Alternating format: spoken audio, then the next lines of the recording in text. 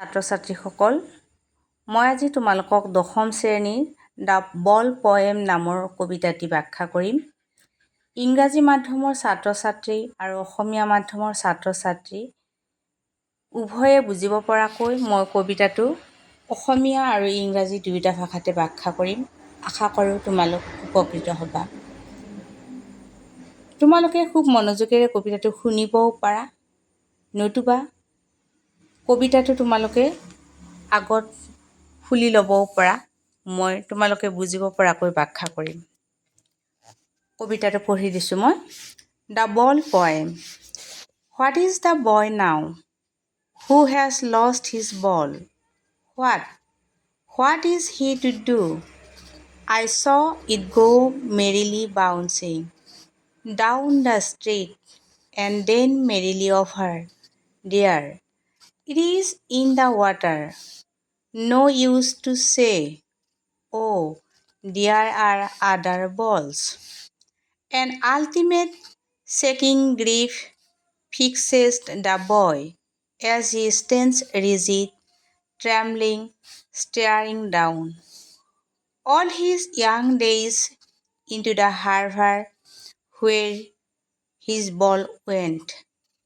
I would not intrude on him.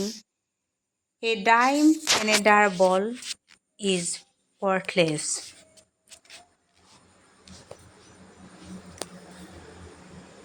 Now he senses vast responsibility in a world of possessions. People will take balls. Balls will be lost always, little boy. And no one buys a ball back. Money is external. He is learning well behind his desperate eyes the epistemology of loss, how to stand up, knowing what every man must one day know, and must know many days, how to stand up. কবিতাটো লিখিছে American poet জন বেৰিমনে। কবিতাটো জনাৰ আগতে তোমালোকে কবিৰ বিষয়ে কিছু কথাটো জনাটো প্ৰয়োজন বুলি মই ভাবিছোঁ। John Berryman, the poet writing the poem The Ball Poem for You, was an American poet. He was born on October 25, 1914. John Berryman was not only a poet, he was a scholar and professor also. In fact, he was a major figure in American poetry in the second half of the 20th century. Berryman's best known work is the Dream Songs. The Dream Songs is an intensely personal sequence of 385 poems. For this work, Berryman won Pulitzer Award and National Book Award.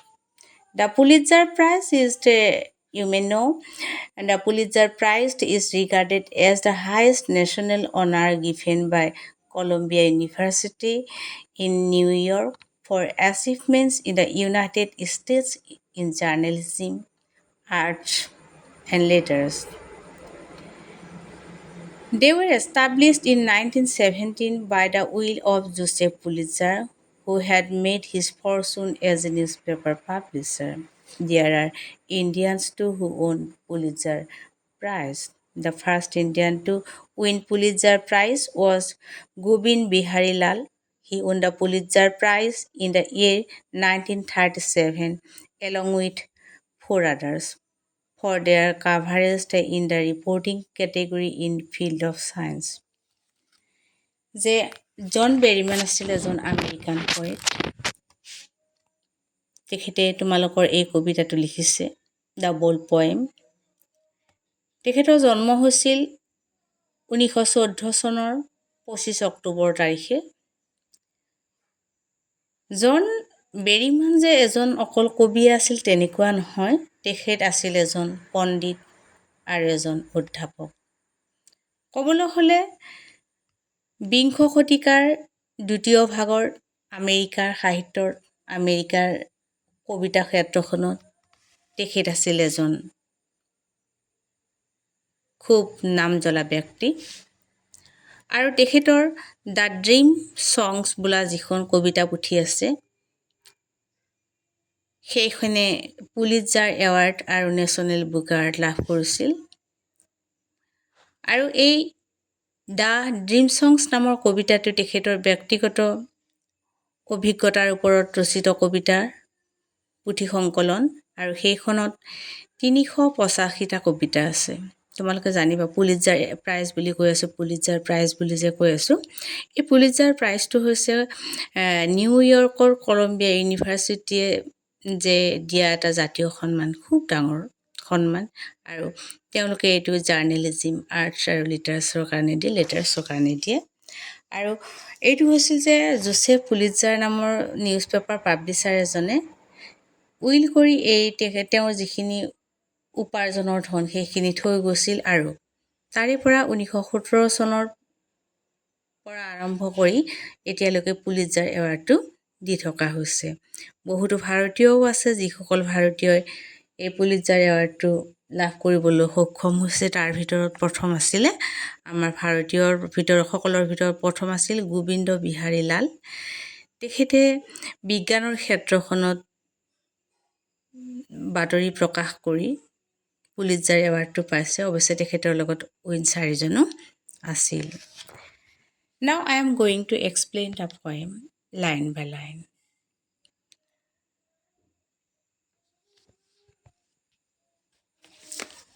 In its opening stanza of the poem,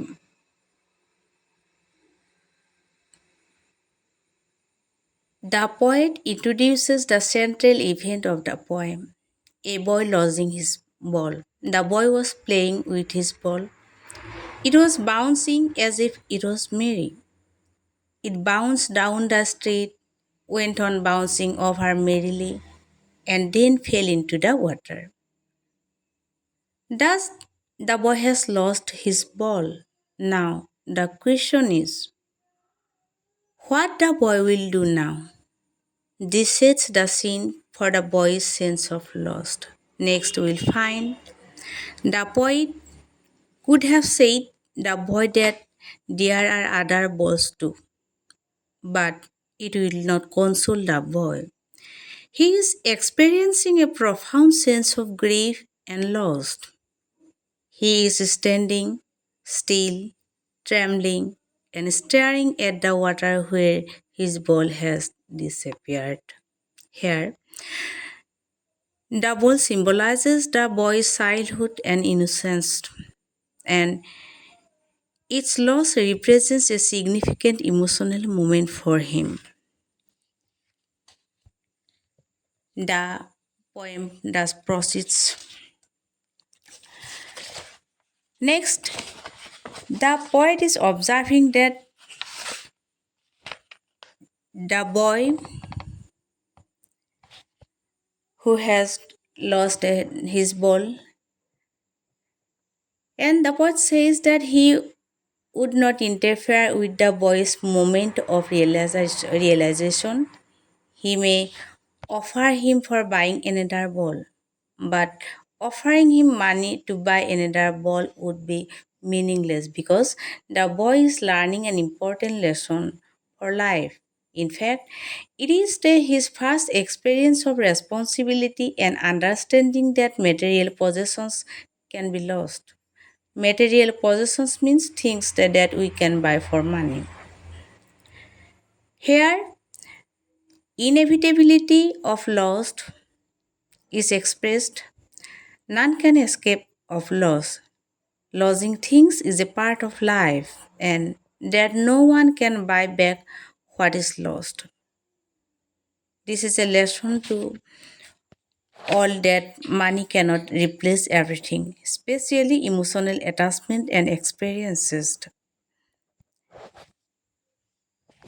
In a final stanza, the poet explains that the boy is learning about loss and how to cope with it.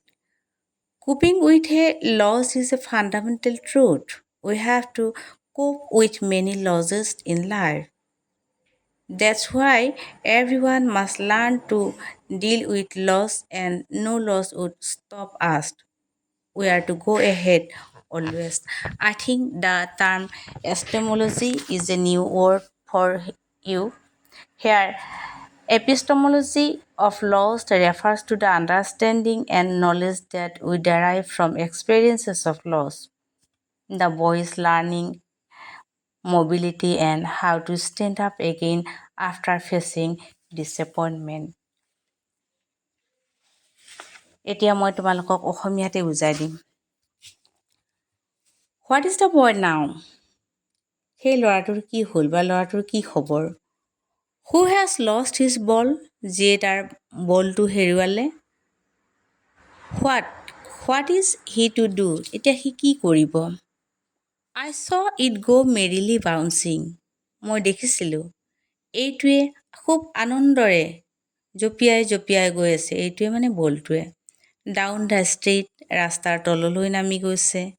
And then merrily over there it is in the water.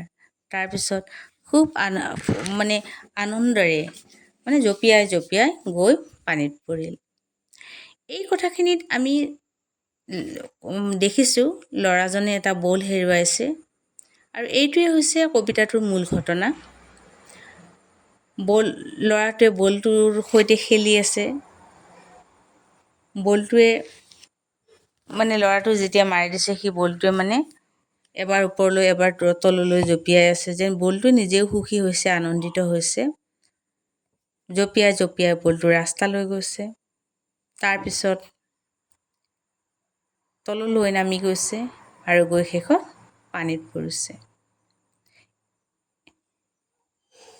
এনেদৰে ল'ৰাটোৱে বলটো হেৰুৱালে। এতিয়া প্ৰশ্নটো হ'ল ল'ৰাটোৱে কি কৰিব? এইটোৱে হৈছে যে চেঞ্চ অফ লষ্ট, হেৰুৱাৰ যিটো অনুভৱ, তাৰে চিন এটা, দৃশ্য এটা এই অংশটোত কবিয়ে অংকন কৰিছে। তাৰপিছত দেখিছোঁ ন' ইউজ টু চে অ' ডিয়াৰ আৰ আদাৰ বলছ। এনেদৰে ক'লেও একো নহ'ব। ন' ইউজ টু চে, কামত নাহিব। অ' ডিয়াৰ আৰ আদাৰ বলছ, যে তাতে আৰু বেলেগ বলো আছে, তাৰমানে পানীত বেলেগ বলো পৰিছে, যে তুমিয়ে যে বল হেৰুৱাইছা এনেকুৱা নহয়। An ultimate shaking grief fixes the boy. ল'ৰাটোক বুজালেও লাভ নাই যে চোৱা বেলেগৰ বলো তাত পৰিছে, কিয়নো ইতিমধ্যে এন আল্টিমেট, চূড়ান্ত,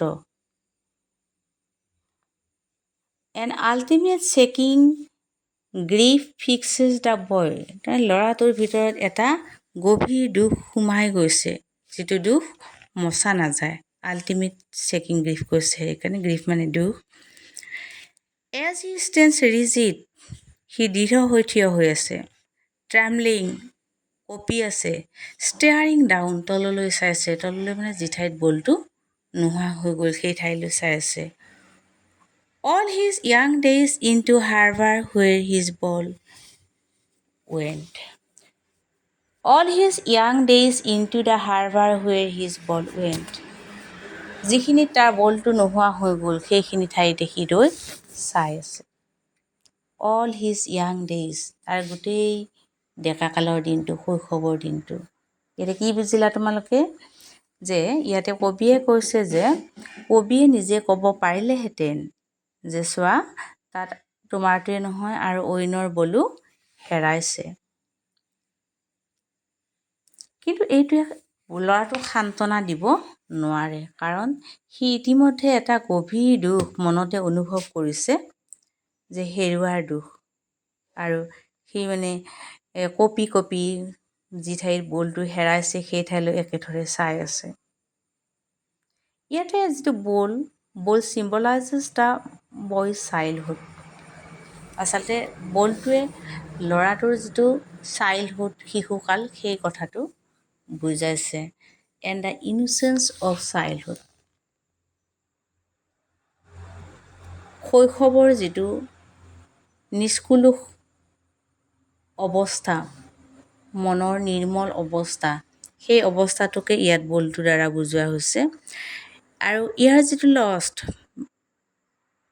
the loss of the ball represents a significant emotional moment for him. আচলতে বলটো যেতিয়া সি হেৰুৱালে সেইটো এটা গুৰুত্বপূৰ্ণ ইম'চনেল ম'মেণ্ট, আৱেগিক মুহূৰ্ত তাৰ কাৰণে এইটো, যে দুখ লাগিছে তাৰ, সি একেথৰে চাই আছে, তাৰ মনৰ অৱস্থাটো অকণমান বেলেগ হৈছে। I would not intrude on him. A dime another ball is worthless. মই তাক ইণ্টাৰফেয়াৰ নকৰোঁ, কাৰণ তাৰ কথাখিনিত জুতি পৰিব নিদিওঁ। সি যে ভাবি আছে সেই কথাখিনিত মই জুতি নেপালাওঁ। এ ডিম এনেডাৰ বল ইজ ৱৰ্থলেছ, যে অইন এটা যে বল যদি মই কিনিও দিওঁ সেইটো তাৰ কাৰণে ৱৰ্থলেছ, মূল্যহীন। Now he senses his first responsibility in a world of possessions. Possessions মানে বিষয় বাসনা, বৈষয়িক যিটো মেটেৰিয়েলিষ্টিক, যে এই যে মেটেৰিয়েলিষ্টিক যিখন পৃথিৱী, সেই মেটেৰিয়েলিষ্টিক পৃথিৱীখনত সি এটা তাৰ দায়িত্ব কথাটো প্ৰথমবাৰৰ বাবে অনুভৱ কৰিছে, যে সি এটা বস্তু এটা হেৰুৱালে, তাৰ হাতৰ পৰা বস্তুটো হেৰাব নালাগিছিল, সি বস্তুটো মানে বলটোৰ সাৱধানে ৰাখিব লাগিছিল। এই কথাখিনি তাই বলটোৰ প্ৰতি যিটো দায়িত্ব আছিল সেই দায়িত্বৰ কথাটো সি প্ৰথমতে বুজি উঠিছে।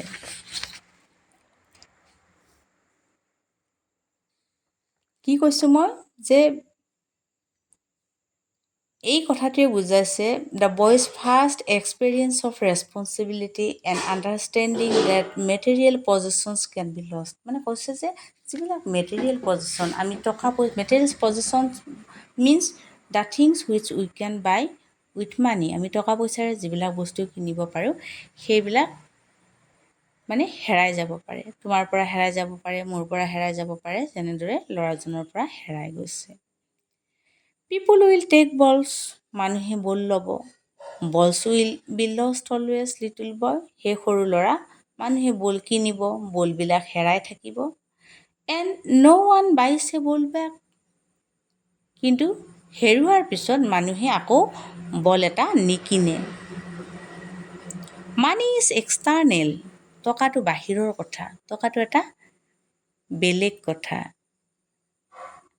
Actually none can escape of lost, যে হেৰুৱাৰ পৰা কোনেও হাত সাৰিব নোৱাৰে। খুব ভাবা, প্ৰথমতে যদি শিশু হৈ থাকে, তাৰ পৰা অকণমান ডাঙৰ হৈ, তাৰ পৰা আৰু অকণমান ডাঙৰ হৈ হৈ ডেকা হ'ব। গতিকে এই যিবিলাক ষ্টেজ মানুহে এৰি যায়, শিশুকাল, কৈশোৰকাল, এইবিলাক যিবিলাক এৰি যায় মানে হেৰাই, এৰি যায় মানে হেৰাই, সেইবিলাক কোনোদিনে মানুহে উভতাই আনিব নোৱাৰে টকা পইচাৰে। আচলতে সেইটোৱে কৈছে। None can escape of loss, losing things is a part of life, যে বস্তু হেৰুৱাটো এটা জীৱনৰ অংশ। And no' one can buy back what is lost, যিটো হেৰাই গ'ল সেইটো আমি কোনেও উভতাই আনিব নোৱাৰোঁ। আচলতে এইটো সকলোৰে কাৰণে এটা পাঠ, লেচন, যে মানি কেনট ৰিপ্লেচ এভৰিথিং, টকা পইচাই সকলো বস্তু স্থান পূৰাব নোৱাৰে। স্পেচিয়েলি ইম'চনেল এটাচমেণ্টছ এণ্ড এক্সপেৰিয়েঞ্চেছ, মানুহৰ যিবিলাক আৱেগিক মুহূৰ্ত, আৱেগ জড়িত থকা কথা নতুবা অভিজ্ঞতা, এইবিলাক আমি টকা পইচাৰে কিনিব নোৱাৰোঁ। এতিয়া আমি শেষৰ খণ্ডলৈ যাম। He is learning well behind his desperate eyes, the epistemology of lost, how to stand up knowing what. আকৌ কৈছোঁ, he is learning well behind his desperate eyes. He is learning, সি শিকি আছে, well behind his desperate eyes, desperate মানে হতাশাগ্ৰস্ত চকুৰ আঁৰত সি শিকি আছে। The epistemology of lost, epistemology এটা নিউ টাৰ্ম তোমালোকৰ বাবে। Here epistemology of loss refers to the understanding or knowledge that we derive from experiences of loss, হেৰুৱাৰ পৰা যিটো ক্ষতি হ'ল সেই অভিজ্ঞতাৰ পৰা আমি যিখিনি শিকিব পাৰোঁ সেইখিনি হৈছে epistemology of lost. He is learning, সি শিকি আছে, well behind his desperate eyes, হতাশাগ্ৰস্ত চকুৰ আৰতো সি শিকি আছে দ্য এপিষ্টমলজি অফ লছ। হেৰুৱাৰ পৰা যি অভিজ্ঞতা হ'ব পাৰে সেই অভিজ্ঞতাটো সি লৈ আছে। How to stand up, knowing what every man must one day know. How to stand up, কেনেদৰে স্থিৰ হৈ থাকিব লাগে, নয়িং, এই কথাটো জানিও যে what every man must one day know, যে সকলো মানুহে এদিন এটা কথা জানিবই লাগিব। এণ্ড মোষ্ট নো, আৰু বেছিভাগে এই কথাটো জানে, মেনি ডেইজ, বহু আগেয়ে জানে, হাউ টু ষ্টেণ্ড আপ, কেনেদৰে থিয় হ'ব লাগে। তাৰমানে কথাটো হৈছে যেতিয়া তুমি কিবা এটা বস্তু হেৰাই পেলাবা, তোমাৰ পৰা নোহোৱা হৈ যাব, তেতিয়া সেই অৱস্থাটোৰ লগত মোকাবিলা কৰি তুমি জীয়াই থাকিব লাগিব। এই কথাটো ল'ৰাজনে শিকিছে। বহুতে আগতে শিকিছে আৰু বহুতে বহুবাৰ শিকিছে, মেনি ডেইজ।